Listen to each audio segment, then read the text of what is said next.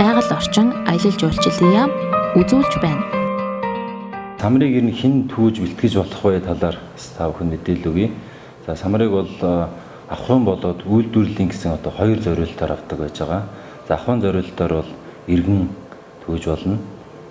Үйлдвэрлэлийн зорилтоор ихээр байгалийн нөөцийг ашиглах, хамгаалах эрх бүхий байгууллага, за мөн тухайн анги гэрээгээр эзэмшиж байгаа нөхөрлөл, аж ахуй нэгж байгууллагууд бол үйлдвэрлэлийн зорилтоор түүж болдог. За самрыг нэг удаа бэлтгэх бас хэмжээ байж байгаа.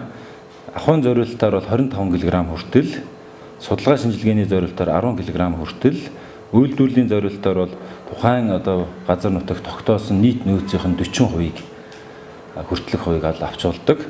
За үйлдвэрлэлийн зорилтоор бэлтгэх тохиолдолд бэлтгэж байгаа тэр байгууллага нь ангаар тухайн газраа заалгаад нөөцийн тогтоолгоод ингээд авдаг зохион байгуулалттай. Самрын нөөцийг тогтоолохдоо анги эсвэл мэргэжлийн эрх бүхий аж ахуй нэгжийн өөрийнх нь хөрөнгөөр нь тогтоолгоно гэсэн ийм заалттай байдаг.